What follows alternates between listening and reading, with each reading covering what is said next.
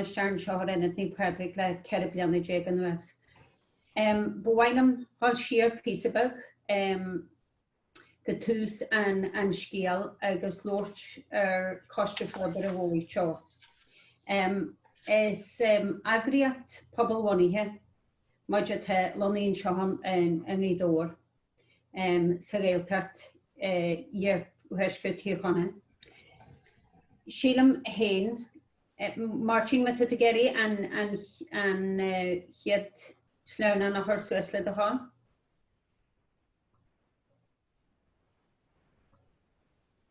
Oké. Agus an het canale Martin le de ha. So, sílam hain agus beidir goleor eile coslein go me gal o neart gneart de weir a go jebre. Tá af Johan agus tógal gentar ar Cumasú Pobail ón blian líideag na hosta sé. Loch trúragin páirt in diploma ar Warbridge Pobail a ggóla Uidhreacht na Ghaeltacht tríd an Ollscoil na Gaillimhe agus an Ionad an seo sin an tógra bhí agamsa le lein an chuirsa sin. Tógu céim a hín in 2006 agus céim a dó in 2010 agus is fiú 1.8 milliún euro an Ionad mar a teisínis. Beidir cindan a rudí is táhachtaí a roiinmid ag an nám na bhí muidir lecu páirt san cuirsa sin go dtéir me survey ar an cantar agus gródéiseáil daras go daras agus tuairimín phobal eil. Agus céidim go sin rud neartta muidí dhéanamh a chuin an táhacht a tuile se phobal. Gúil muid géisteach le agus gúilmuid ag lochu le ar duairimí agus gúil úineacht acusin ar an Ionad an seo go mai linne. Is an cospur bonus atágan arthú dearafa sóisialta agus forbid pobl a chorthain cin, agus Ionad pobl a bhainú agus a chothú a bhaoinú a ebrú agus a bhainistú agus a arbeirt. Tá Ionad Naomh Pádraig díria ar chacaíart, ar arbeirt, ar intriacht agus ar thurbhaisí idias, do leanaí, daoine óga, tuismarí agus teaghlaí an cheantar go mai leis an ísaí. Déanamid é seo tríd seirbhísí sóisialta, economiachta pobl a thariscin tribhana gaeilge. Ní dul le míbhainteaiste tríon na barnaí a is salthar seirbhísí a líonú agus a ragart do riachtainna séitiúin. Is é naim daoine as ahan cúlra a spreagu le creidgal an tú féin.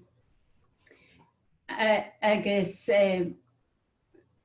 athú a dhéanú in síl sa go héin agus in síl daoine eile.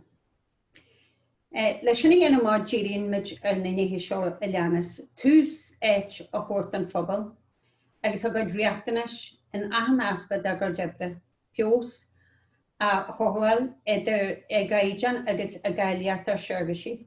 A chinú go mín an oran agus an aragneamh agus an tralú an tralú agus an eiliúint a tedaí ar fáil.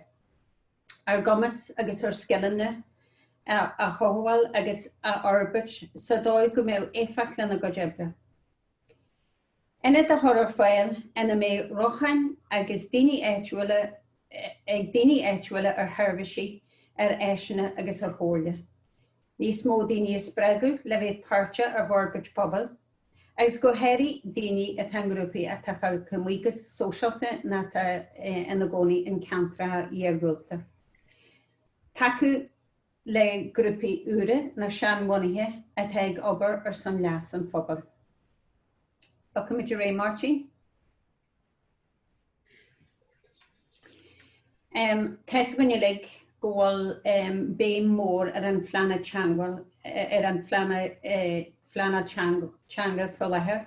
So tá páirt learna a gannn seo sa flanna changa in nídóra agus reachtan na rasa.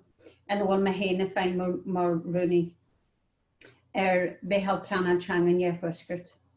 Tá diploma agam sa fleanán teanga. Tá an Gaeilge ar an Kennigan mar one-cloth táhairte in Oidhreacht díonaig. Cuireann mid réimse leithin seirbhísí ar fáil sreabán na Gaeilge. Príomh hangán Pobail, agus tá mid gath takeíocht agus sráir de chólachtaí agus gníomhaireachtaí poblí a bhfuil planal agus forbairt na Gaeilge cuireann sláinte agus sóisialta éideachas, fentriacht agus forbairt Pobail mar chasaíochtaí agus mar hosparí acu. Bín rangan na córa Gaeilge go leor agan in seo san inne. Agus chuireann mid seo ar fáil go héiríonn ar tal na páistí ar scáil agus chuireann mid cuaireann leanaí ar fáil tír an aisce inas go mbeadh tuismarí ága abalta freastal ar na rangana. Bín cholas na bhíanann seo a han bhían agus tá méadú suntasa ag teart ar-líne na scalarí a thuig in seo go Ionad Naomh Pádraig agus chuideann go mór le cúsaí economiacht den seán dóir. Beidir ceann na rólanna is táhairta a tháinig tú muid an teanga agus tú muid na amachtaí le go léir tá gáil an seo san Ionad. Ná go bhfuil ról léirne agan in cuasaí sláinte agus go héirí go bhfuil eitiltí agus seirbhísí ailte gúna ngáil ar bonthagan an seo in Ionad Naomh Pádraig. Bín muidir gcónaí i Cumasú airgid agus bín muidir genú cóardú agus banistú ar seirbhísí a tá táhairta do bhíní bhfuil ailsearú agus dar guramarí. Genimiid cóardú na eitiltí le go bailí clia do bhíní atá gáil Suas in sin fahanne cóir léas. Níl mid cóardú fásta go héiríad a feistí ága a bhfuil faibanna a bhfuil dían aibanna sláinte acu agus a thurann srían ar a methe. Tá cóirleart ar fáil sír an aisteogan do bhíní bhfuil ailsearú agus go dealaí agus chuirmid ihe álais faoin ábhar a bhaineann le ailse agus a lácht garma agus i gcuaireann sláinte. Chuireann mid lethe eilúthainn ar fáil do cliaint agus bín réimse leithin therapí agan in atmosfér suaine an Ionad. Bríonn muidir gcón le travel to care agus bheith an seo liúntas a riine a tan gcónaí chuige madar a hiúil an ospidal a ggóir le cumann ailse na héireann. Agus tá seirbhís na Geomanaí a Jonah agan agus chuideann seo le chóthir le ailse nar a chraithinn siad bailí clia ghfuil carann sin a mí fannach lá bheith se go dtí ospidal riad fahanneann cóir léis agus bheith se rás a rís go dtí airfortiad dá gnéine siad amála. Tá seoinn tá táhairta do bhíní atá iníos le brí agus bhfuil ailsearú agus bheith muid ahantrár agus takeíocht dífa. Tá cóirlas idir sóisialta fástaí gin fásta agus cruúhinn sin nasc intamáid idir mar chéin agus feimman na seirbhísí sláinte agus forann cuaireann príomhfuil an bhain beag dar beige. Ní muid chuidhmhóra gceart ó híomh cuasaí sláinte dó tá ranganna ach lenú scabha gan bhí muid ag díile le rialú stras agus bí sláintúil agus cothúil linneamh de feistí ága agus ní muid chuidhmhóra gceart ó híomh cuasaí meor pleinte. Bhí seimineár agan coppla bliana chun agus drastal heris sé héad scalar ar an seimineár sin. So ní muid chuidhmhóra gceart ó híomh cuasaí sláinte dó. En sin bhí ról léirne agan seirbhís bos tuaile ar a fáilann seo nídóir a tá cur go mór le na seirbhísí in seo sa cheanta. Agus sin an bos sin sin an local ling agus sin se nach láhané fásta so seirbhís ionta den phobail seo a nídóir. Agus chuireann duine bí cail sé an mhéanta agus siad a gcéiríonn bos rahain ní muidirna cuairú sin go rahain bos go dtíon te agus pacinn siad suisiid dar daoine agus de chéine agus bheann siad copí céit bhfuil siad geirí hall.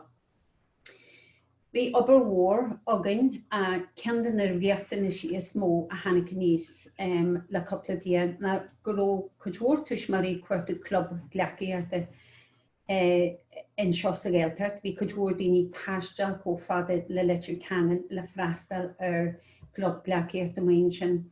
Agus leoga bhí sé ní simplí an ina do thógailt na bhí an club seo a chur ar fáil. A ddírí len agus tan chiad club bunaithe sa Ghaeltacht a gannneis céad agus a deich poiste freastal ar an club seo in le a bhain sa teartain a an bhairt. Agus caiithí mar tá brú níos mó ar an inis é chur ar fáil coppla le sa teartain. Ar na baine fin sin formid jontas ó líder fa hanne park pell eile amsere a thógáil ar thuúil Ionad agus béimiid ag taisetar sin gan bhfuil le chuidir dé. Arás ag an survey a riachtanis an phobal ar níideag ag in sa bhíon níideag ní heasnaí. Tá deochalamm níos mó béim a chur an táhacht an nach sin a bhí agad leis an phobal. Chalamán sin leis an phobal sin ceanna na rudaí is táhachtaí in imid ar fád nar heag daineart isteag go dtí Ionad. Sé an rial is mó atá gannn seo. Is goma cé heag isteag go dtí Ionad an táhacht a leis an daine sin. Agus go gada tú síos an rud a tú dhéanamh agus go dótha tú de am den phobal. Mar mana bhfuil a pobal agan, agus mana bhfuil Virginia ag freastal mar is gceart ar a pobal, níl gaiad dúine bhéin seo. Chomhaillis an survey sin, leanmuid a ré in 2012 agus chormid plán forbara agus plán teanga ar fáil idir 2012 agus 2016. Agus a rís is le codú an phobal a chormid na plánan na seo le chéile. Díri go mailen ins na planana sin agus nar a hanimid go dearú 2016 a ggóir le foran cuaram príomhfuil ban bag dar a baga roiimid scrúdú a riachtanas sa phobal a réist. So poimid go ó chean cin an fáiste. Agus bhí grúpi hí fís a chin grúpa fócus agan ó foiisttí baga suas go dtíon ísaí. Tuismarí daoine ága agus bhfuilmid le ahanlainne agus bhfuilmid tuairimí go ddíra bhí de dhéar a phobal. Go dé bhí an náfna, go dé bhí gáil go maiid. Agus chuidí sin go mórlainn leanúin ré leis an obair bhí me déanú in seo san Ionad. Agus hanig go leor smuoite úr amach as an scrúdú sin a riachtanas an phobal. Tá muid inis tá plán úr fáil sí a gannneis le coppla mí nuas plán forbara Ionad Naomh Pádraig. Agus tá go leor spracana le buinte mágan idir an bhliain seo agus fiche sa dó. Beidir go bhfuil se táhairt a réid go bhfuil gon muid geirí chuidmhór tarastarachtaí a bhealú in seo go gcéadóir. Agus díri linn go mór le coppla bliana nuas go bhfuil muid gobar a ggóir le Learn International agus EIL. Agus bhfuil an seo deis dún chuidmhór grúpi as America a thuirt in seo go gcéadóir. Léana a bhain go chur COVID isteag go mór anin. Bhí trí grúpa agus bhí muid ré le fáilte mhór a chur rófa scalarí ag teartain seo. Agus bhí cléir omláin de amachtaí idirthe súil sláinte agus sóisialta ó bhuitheagaid. Bhí na scalarí seo ag staidir seirbhísí sláinte pobal tuaithe, teagas bhí a hanga a ggóir leis an scáil beldáris an seo agus an óige. Agus nar heag se seo go dtíon cheantar, bíonn siad an seo chuirm sa dhéhartain. agus chuann se go mór a rís le cuasaí economiaachta, fanann siad le teaghlaí Iúil, agus chuann Virginia chléir omlan in seo dífa idir rangan na tríide le agus cahuamsin sin tróna. Bhí dhéagúpa dhéag le hart agan tríd EIL fásta, agus bhí siad sin le hart go dtín cheantar, agus teag siad an seo le díra blas de chuid den Ghaeltacht, agus ólas a eil ar Ghaeltacht agus ar Oidhreacht. Couple tógra eile bí a gáil ré agan seo, Tá scéim agan de hanarí a bhfuil takeíocht agus codú de dhéharú le jobbanna bag dhéanú harpan se. So tá couple daine fásaí agan agus chéintse de má ag na seanarí agus níon siad codúir a britúmí den na títhe. Agus an sin tá ceanal de grúpa bag agan a héanaisteach leis an bháin an tra Iúil me na seandaoine me tu siad san nóthlan, na me tá jobbanna a dheol genta tíostí den na títhe. Agus chéanmuid isteach, tá muid mór swatí man, so chéanmuid isteach agus níonmuid codúir jobbanna bag tíostí. Corann muid isteach alarmant sin den na seandaoine, bheanna muid béilte trí leis sa charting agus pacan muid suas ní hana bí tal géanú acu agus níon muid sin dífa fásta. Tá a ggófáirtíocht le na Gardaí, tá chartara text ar Bonagan a ggóla mansin na tíre, agus tá inadí ó cháistíile fríd an cheantar an seo ar an chartara text. So nar iníon na Gardaí teagháil lein seo, churann Virginia text amach na cháistíile agus bín sugan go ddíra go dé tá gáil rééis sa fáraiste. A rís mar a dúirtma, tá muid ag stúrú pobal aráire in seo san inad, agus bín muid muoi ag na seanarí ag choiriste a lárm mána trachta agus i léhéid agus tá muid go fáil ag leanúin siúréile sin. Tá páirt learn ágan fásta in commórtas na máilte slachtúir agus bín muid geirí ag chorann na chuid pointí a an blian. Martin? Níama go hall fríd seo le go léir, seo go ddíra chuidstan na cáistí a bhfuil Virginia a bhástáin. Mar i tín tú teimiid a bhásta an chuid mór cáistí in seo sa cheantar agus níos fóide a bhála. Agus coidin se linn gohéirí nar a tuimiid geirí seirbhísí a thar ar fáil in seo sa cheantar, teimiid a fólam ó dhaoine eile ar fád. So sin chuidstan na cáistí agus leoga sílam nar arcmar sin tá a bhásta an bariart agus caiim a geirí sé ar chuid acu. Marty? Ionad Naomh Pádraig agus an pobal níos linthe. Caim mar ggóil chudmhór Ghaeltacht genta agan le tomalt nuas.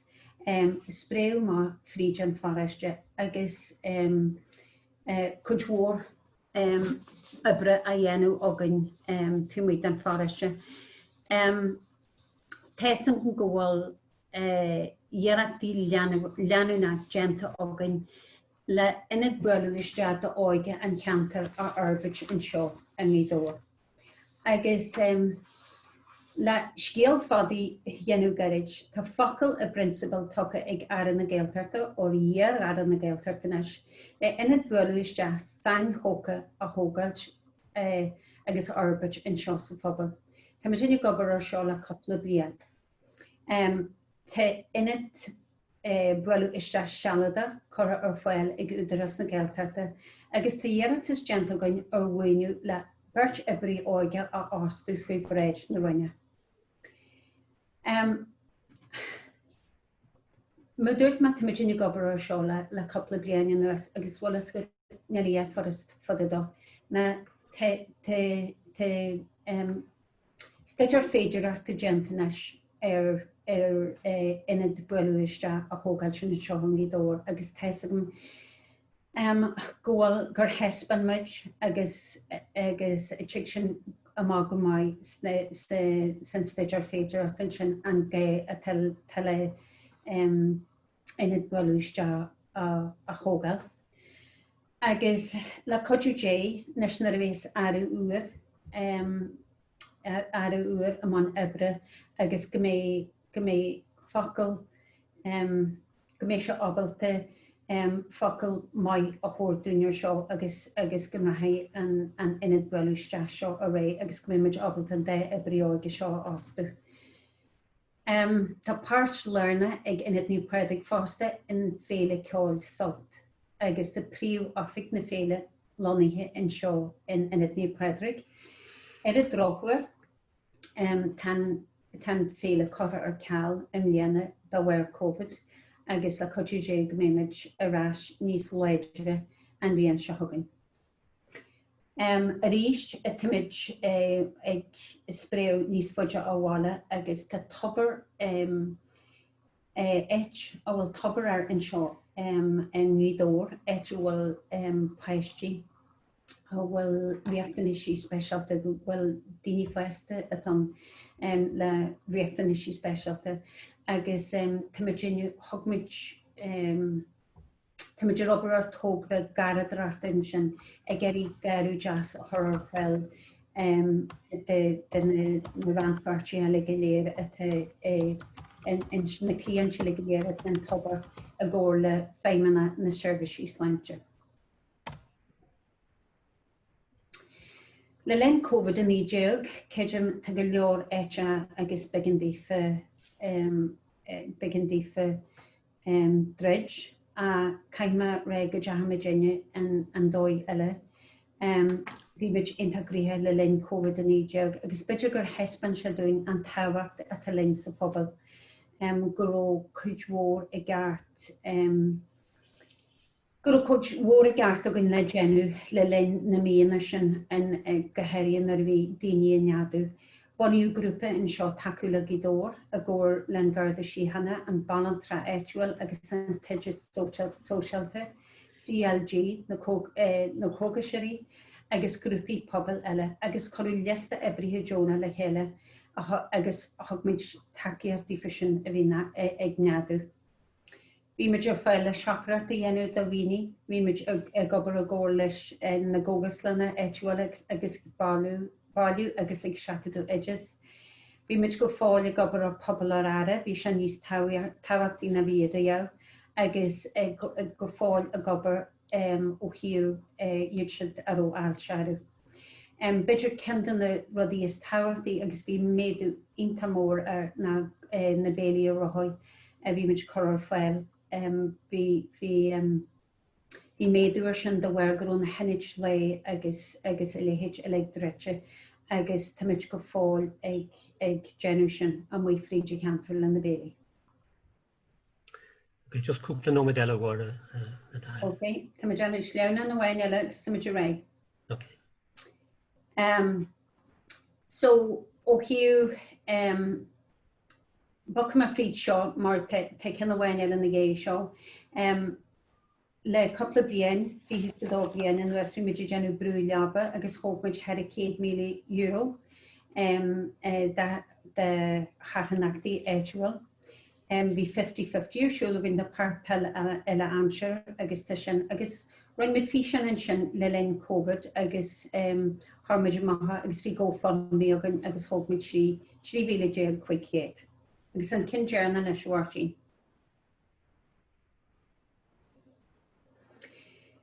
Mar a teise go bhfuil ó bhfuil mór chuide go bhfuil sin dagraí teart a níor córa pobal, thug sin deis dún, thug sin deis de chostí pobal éitiúil thart le chéile seo, agus bhí lé oscailte agan ar cruasaí rathe an cheantar agus deis seo dún le daoine do dhaoine a dúirmí a chóirt.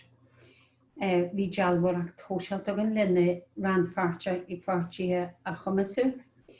Hespan seo le giléir dún an táhairt a tal a cóibrú idir na cáistí in seoí dó. Beidir go rólamid go chuidhóragin ag gobar ar na rudaí céanna agus na rósagann goróid a dhéanamh. A maithe sin bunú méhall sealada agus tá se bunaí inis agus tá sin déanta suasta inadí ó chaistí éidúil. An táhacht a bhaineann le dólamid an táhacht a bhaineann leis a gobar ón bhaine níos sehas ag fannacht le daoine rudaí a dhéanamh ón Mháire Uí. Tá bunreacht chuir le chéile na siúgain agus teirmí tágarta agus bhí cruinniú le bhéon sin agan cruinniú pobail le bhéon sin agan I mí ebre ar a dócha hála COVID a níideag. Le chuidú dé go mé sin agan sna Ionad Amárach róin agus go mé deis agan plán forbara a chuir le chéile den ceantar limeistear plánalteanga in seo san Éarghuaisce. Gur maigad. Gur mágad bhhaire. Nílas agam cad a Sophie tá irid sin rudí ar siúlagaí tá sé iontach agus chomáile sin tá ionad atá gin sin mar is olgait bhí meiste hon go mion minic agus is iontach agus is farsing an tonad sin. So cócárdicus is léir go bhfuil an túfas oibre déint agaí.